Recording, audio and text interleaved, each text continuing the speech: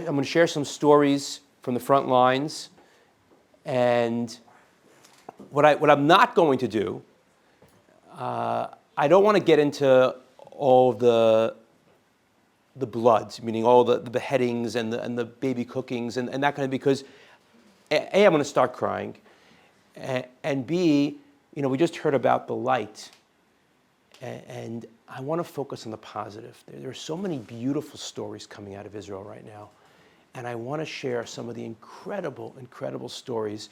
First and foremost, stories about the miracles of survival, the miracles of the people that were saved. Sometimes we get so caught up in the people that lost their lives or people that have been taken hostage, but there are so many people that made it out through miraculous circumstances. I want to share some of those stories.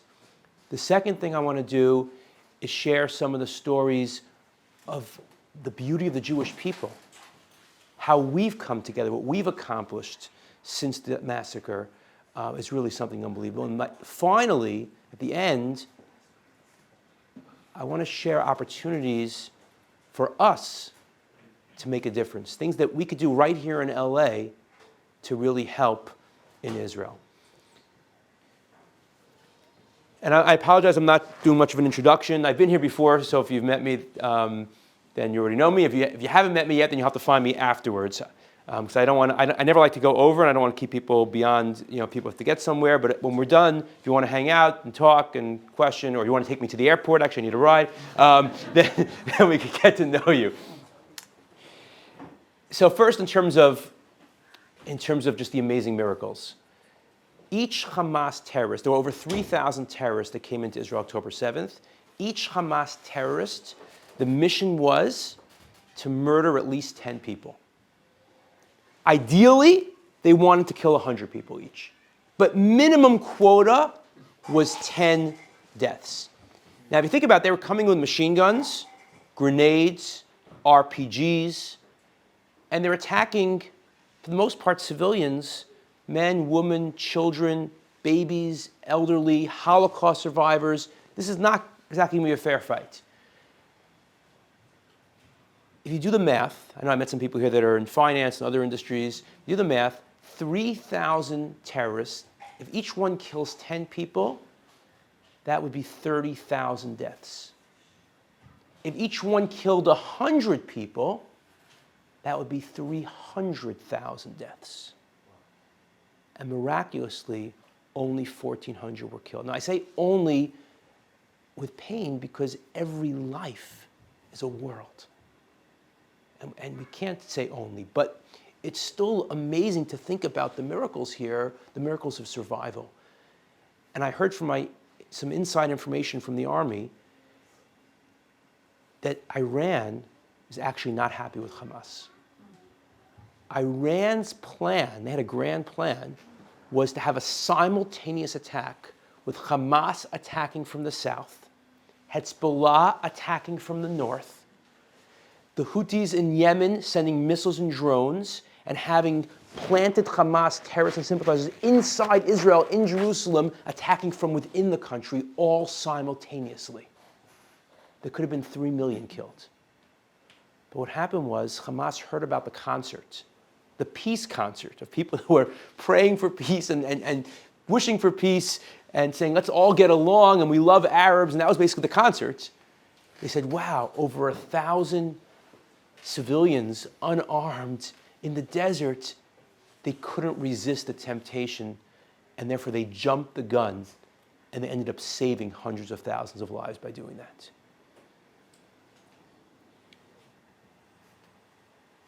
A week after the attack, when Israel started moving towards Gaza, Iran announced, if Israel isn't back off of Gaza, they're going to be hit with an earthquake. A short while later, an actual earthquake hit Iran. You can't make this stuff up. There was a soldier who was drafted into the army, a religious guy.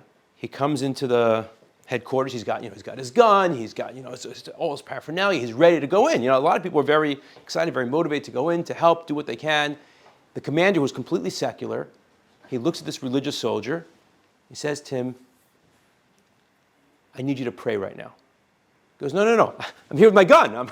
I'm here to fight. He goes, no. I need you to pray right now. He goes, what are you talking about?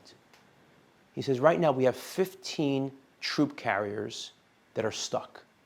They stopped working. They're stuck in the mud. They're not going anywhere. If Hamas finds them, they're dead. It's over 100 soldiers. We need you just to do what you do. Just go pray. I was like, okay, yes, sir. Okay. Goes into the room, and he starts to pray. He says, God, please, these are your children.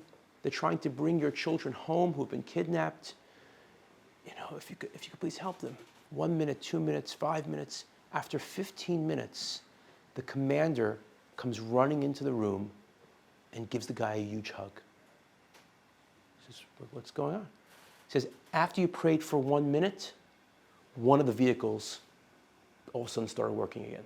After 2 minutes, a second vehicle. After 10 minutes, 10 vehicles. And just now, after 15 minutes, all 15 vehicles started moving again. I hereby am assigning you to the front lines of our prayer room, our newly established prayer room.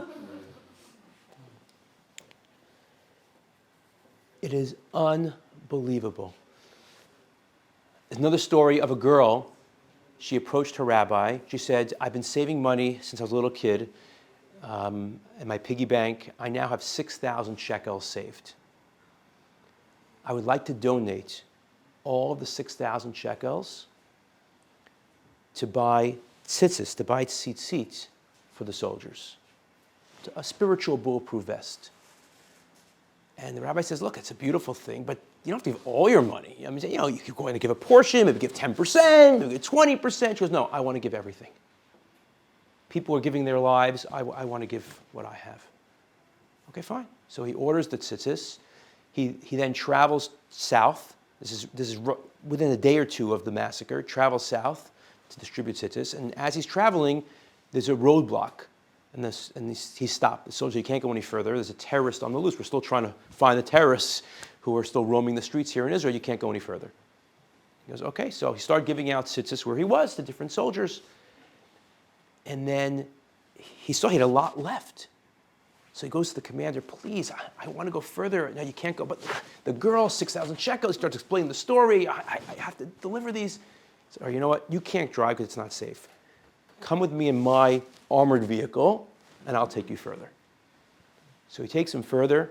They get to a bunch of other soldiers, and he gets out, starts distributing more tzitzis, and then he sees another soldier in the distance. He makes eye contact, gives him tzitzis. The guy's like, he signals to him, don't come.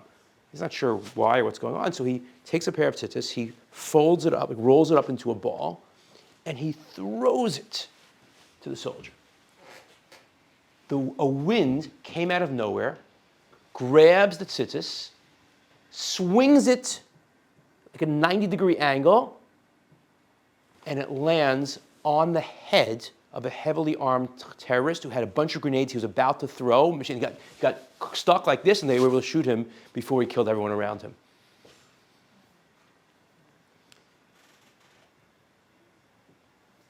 There are so many stories of survival. There were 10 people at the concert. And the concert, as you may know, was mostly very secular people. It was on Shabbat. There were 10 people. When they saw what was happening, they made a pact. If we get out of this alive, we hereby pledge to observe Shabbat from now on. All 10 of them survived. There's a family that was on one of the kibbutzim. This is a completely secular kibbutz. It was one of the kibbutzim where almost everyone was killed on the kibbutz or taken hostage. And this family became Shomer Shabbat. They started observing the Sabbath 6 months before the attack. Now, if you're Sabbath observant and you're the only one who's Sabbath observant, it can be very lonely. And I think that's one of the reasons why the Maluls are so kind. They open up their homes to let people come celebrate together. You have a community. So what they did was they went away every Shabbat. Every Shabbos they went to a different community, to a different family. This is where they could experience, all that Shabbos has to offer. They did that for 6 months until October 7th. October 7th, the mother was already 9 months pregnant. She said, it's too hard to travel. He said, so we're going to stay home this Shabbos. and they invited another family to join them. So here they are, they're home, they have guests in their home, and all of a sudden they hear the screaming outside, they hear the shooting, they look out the window, they see the terrorists roaming the streets, and they realize it's only a matter of time. And for some unknown reason, the terrorists skipped their home. They didn't find out until after Shabbos was over. The terrorists had maps, detailed maps of the communities. Because basically you had Arab workers that were working in the communities. Israel tries to bring peace and tries to give people a source of income, so they invite Arabs to come into the communities to work. And some of these Arabs tipped off Hamas with all the details. How many kids are in each family, so there shouldn't be a 5-year-old hiding in the closet. They know to look for them, whether there's a grandparent, who has a pet. They shared every detail. And the list said, don't bother going to that house. They go away every weekend. Wow.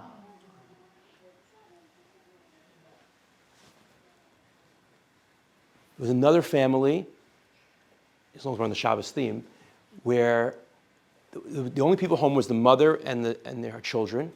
And they heard that this is a different kibbutz. They heard the terrorists outside. She gave each of her children a knife and said, we'll do what we could do. And then she said a prayer. It might have been the first prayer of her life. But she said, God, I'm not a religious person, but if we survive this, me, my kids, we will observe Shabbos, Shabbat from now on. And they skipped her home. Now, I want to throw out a disclaimer. I'm not saying if you observe Shabbos, you can't die. And I'm not saying if you don't observe Shabbos, you're going to die. What I am suggesting is that every mitzvah, every commandment has a power to it. There's a spiritual power. But just like in the physical world, a person could lead a very healthy lifestyle and they could eat healthy and work out, and they're not guaranteed to live a long life. You got someone else who's a chain smoker and drinking all day and he lives a long life. Anything can happen. But living a healthy lifestyle helps improve the chances of a long and healthy life. Shabbos has the power to provide protection. And throughout history, as much as the Jews have protected the Sabbath, the Shabbos has protected us even more.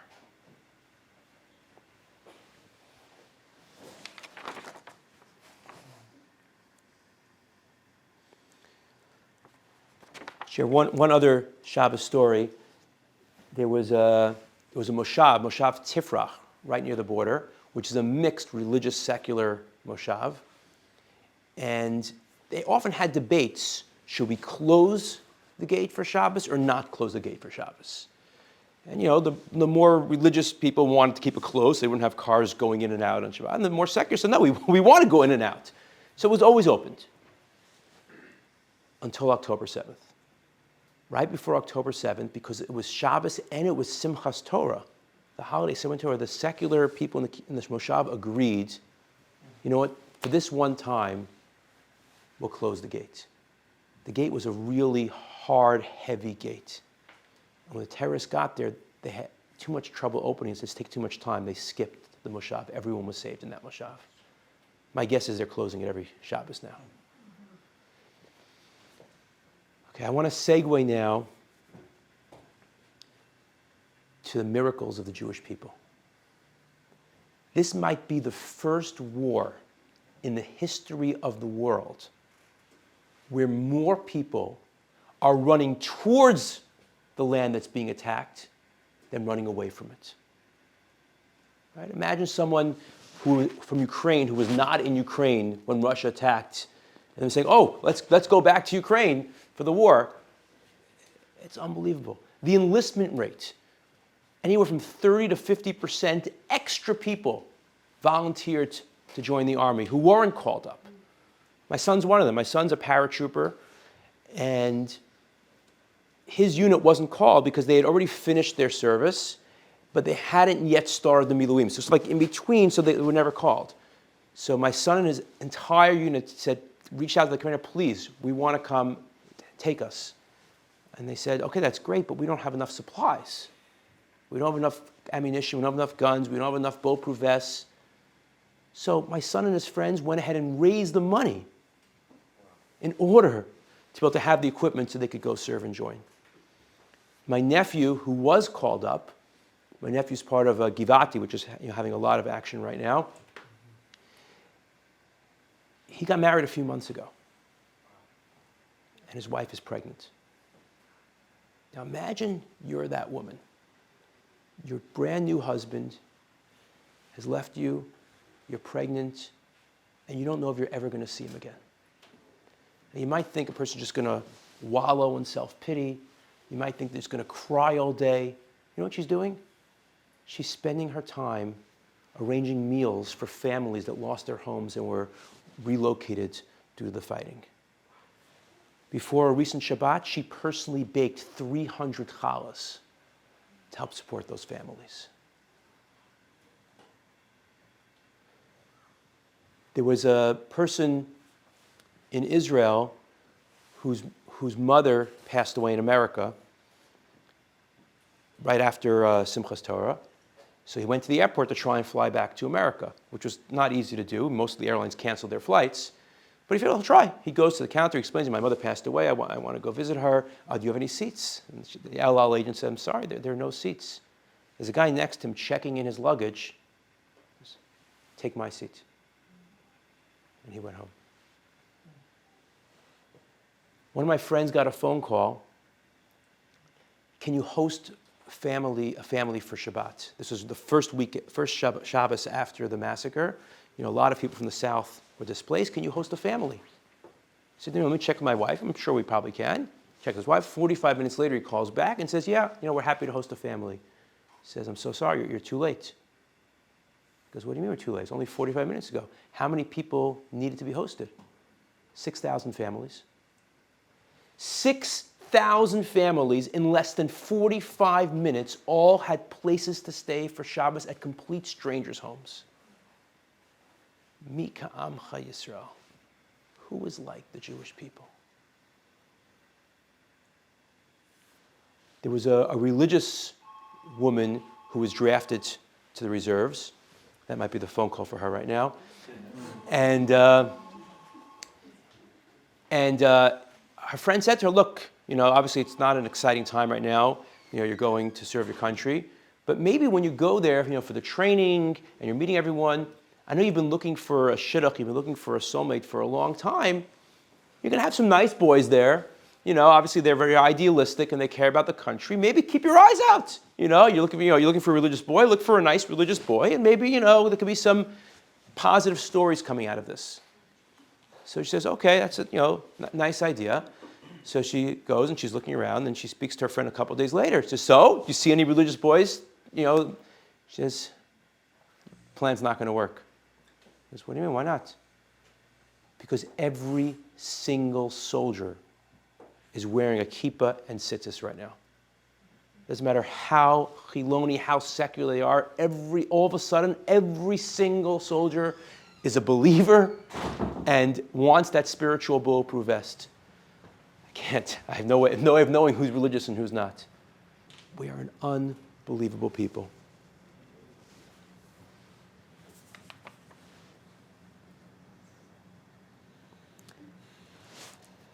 I'll share one more story for now, and then we'll go to the messages, and then we'll do questions.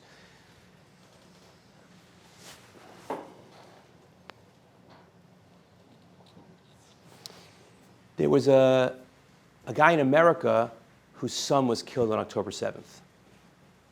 Religious fellow. So he gets on a plane to fly to Israel for the Shiva, to bury his son. And as he's on the plane, he's thinking, what can I do for my son? It's something to uplift his memory. There's an idea, if you do a mitzvah, you do a good deed, a commandment, you could do it in the merit of someone who's passed away, so you could uplift their soul in heaven. And he thought, look, I have tefillin. I put on tefillin every day, but I'm on an airplane right now with mostly secular people. There's probably a lot of soldiers on their way home. Maybe I could ask the guy next to me if he'd be willing to put on tefillin in memory of my son.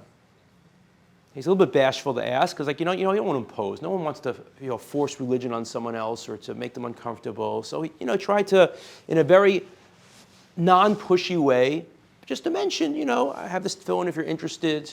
Maybe you want to put it on, for my son. I said, absolutely. While he's putting on, the guy in the seat behind him says, oh, can I also put it on? He goes, yeah, sure. All of a sudden, a line started to form in the aisles, went all the way down the aisle of the airplane, people waiting to put on tefillin. A few minutes later, the pilot announces from the cockpit, I'm handing over the wheel, or whatever you have in the airplane, I'm handing it over to the co-pilot so I can go back there and put on tefillin also. All right, so I want to share four ideas of things that we could do going forward. Because I know everyone wants to help. Everyone, and not all of us could be on the front lines. And not all of us, know how to hold a gun or even want to use a gun. But every single one of us can make a real difference. And I'm going to give you four different ideas. The first idea, I'll introduce with a story. There were two synagogues in Israel that were having a fight, which is, very sad because, synagogue should be a place of love. But they were fighting. They were fighting over land. They had a land dispute. The land in between the synagogues, they were arguing over it. And each one said, no, it's my land, it's my land, it's my land. And it got very ugly. There was name-calling. There was animosity. So finally, they went to a Jewish court. And the idea of a Jewish court is that not only can you try and find truth, but hopefully try and bring peace as well. So they go to the Jewish court, and the Jewish court says, what do you want to do with the land? What do you want to do with the land? They said, okay, after our research, we've concluded that really synagogue A should get 90% of the land, and synagogue B should get 10% of the land. But we want to propose, if synagogue A agrees, that synagogue A only takes 60%. And B get 40%. Based on what your plans are, we think 60% would be adequate for your goals, 40% would help B with their goals, and it could be a way to bring peace and harmony back to the community. And they said, absolutely, we'll do it. Peace is more important.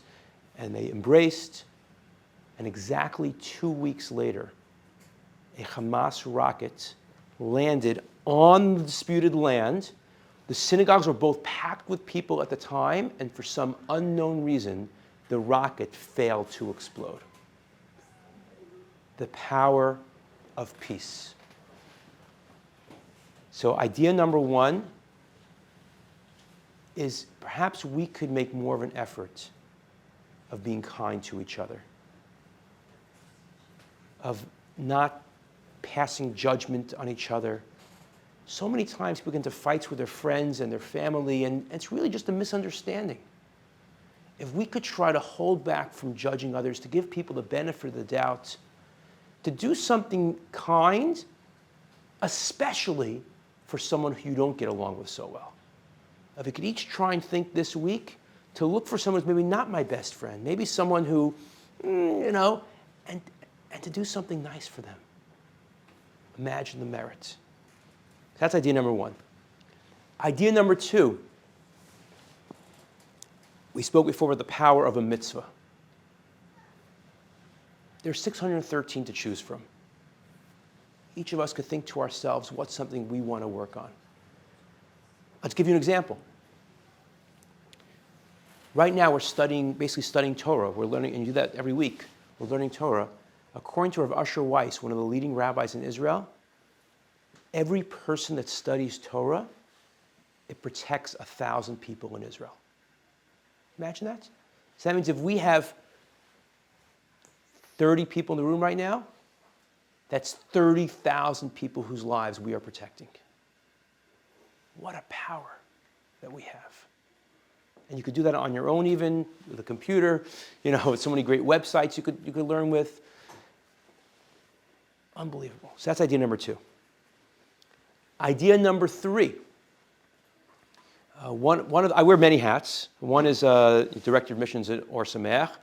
The other is I'm a senior educator for Olami International, which is one of the sponsors of the Lit program and many other amazing Jewish organizations throughout the world. And we, in light of what's happening now, we are currently have an internship program for a paid internship program where you can help with the PR effort in terms of the anti-Semitism awareness campaign and an Israel advocacy campaign. So if you have social media skills or you just feel very passionate about this, then we'd love to have you on our team. And again, you can do it from home, so it's very flexible. And actually, I see Justin is here. Justin's part of the program right now. He could tell you about it. And that's a great way to really make a difference right now. Final idea. And this is a big ask. This is a big ask.